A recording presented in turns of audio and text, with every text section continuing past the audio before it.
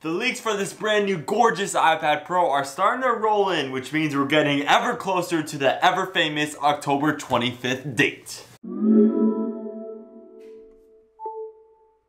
The 25th of October is when the iPhone XR is releasing. If you don't remember what the iPhone XR, well, it's kind of like the $750 version of the iPhone XS and XS Max. The pre-orders for that phone is actually this Friday, so get your money ready for the 19th, which is this Friday. It's gonna cost $750 for the base 64GB model, and if you want more storage, it's of course gonna cost a little bit more money. I've already said this, but this October is just super saturated with tech, and I love it. I mean, we got the iPhone XR costing $800, Pixel 3 costing $800, Razer phone costing the exact same. We got the OnePlus 6T coming in a few days. I'll make a video on that. But we got all these nice phones at around $800, and they're all really good for their price. Some companies are definitely releasing higher end tier models that cost $1,000, but there are some still very good phones for $800, and even if you go down to $300, the Poco Phone F1 is still a great phone. If Apple were to release the iPad Pro, it would be October 25th, and if they were to have a keynote, they would start giving the invitation starting this time next week. This means if Apple were to have an October keynote, we could almost confirm it by this time next week. And now, since we're almost to that official 25th date, the iPad Pro leaks are just getting almost official. If you do not have a good general idea on what this brand new iPad Pro 2018 version is, well, let me just give you this quick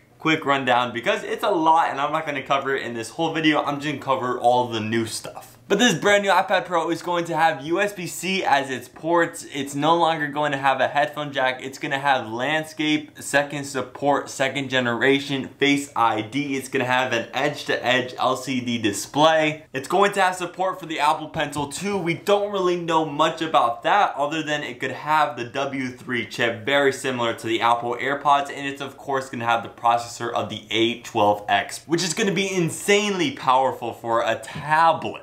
But the first of the information that we have now, and I didn't have just a couple days ago when I made that first iPad Pro rumors video, is that the iPad is going to be 5.9 millimeters thick. This thickness of 5.9 millimeters is going to make this brand new iPad Pro the thinnest ever, and with all those features in there, I'm surprised it's going to be the thinnest ever. But because the iPad is so thin, it's not going to have a headphone jack. I'll show you my iPad right now.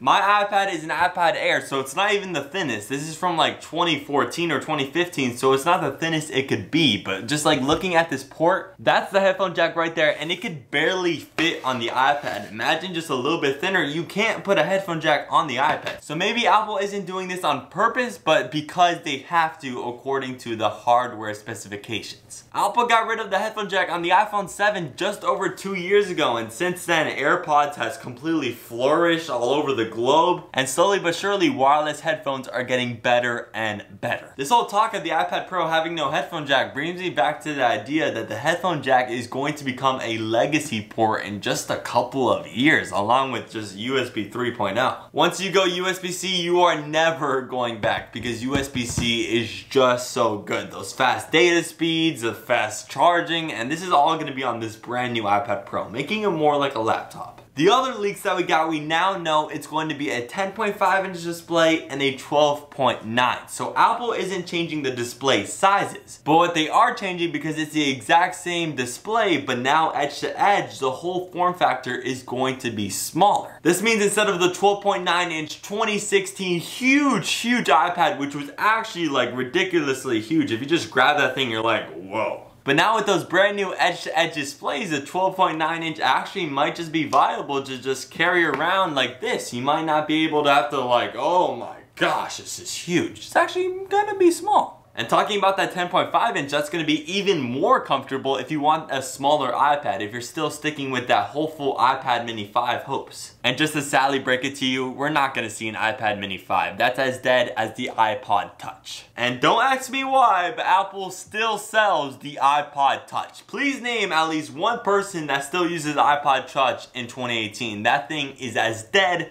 as the rock outside your house. But the best news in this video is that the reports is that the iPad isn't going to increase in price, and this is awesome since like the iPhone XS and XS Max cost $1,000 and $1,100 respectively. Yeah, I don't really want to pay that for an iPad. Apple understands that the demand for the iPad is not the same for the iPhone, so the starting price of the 10.5-inch iPad Pro might be in between $650 and $800. The starting price for the 12.9-inch might be in between $800 and $900, which is not bad in my opinion, considering you're getting a 12.9-inch gigantic display. I saw some people on Twitter complain that it's still an LCD display, and I just want to clarify this. Apple wouldn't be able to put their ProMotion 120Hz refresh rate on an OLED display. That's why it's not OLED. And if you want OLED, you're also going to have to pay like $200 more for your iPad Pro. I'll stick to my LCD 120Hz refresh rate because if you don't know that ProMotion feature, that refresh rate on the 2016 iPad Pro and the Razer Phone 2 and 1 is absolutely butter. Yet again, I recommend to go to the Apple Store if you're considering buying an iPad, because that will sure convince you. If this brand new iPad Pro starts off at $650 with USB-C support, with Face ID, this edge-to-edge display, that's a really good bargain. I was kind of expecting like $900 to $1,000 And with more professional software coming to these iPads over these next couple of years, especially with that 812X hardcore processor, this seems like a pretty good professional device. For everyone out there, don't underestimate the iPad, especially these brand new iPads for $650. Wow. But at the end of the day, we don't know everything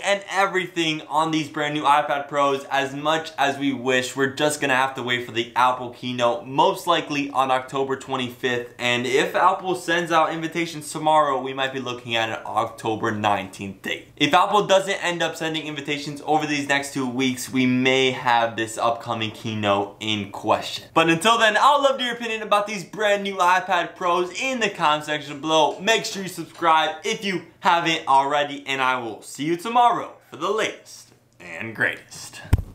And I almost forgot, someone asked me to just shout out their channel, and this person is MWG. I don't know this person's name, but he's been committing and asking and responding to all my videos. And if you watch all my videos, thank you so much, and I will see you tomorrow for the latest and greatest.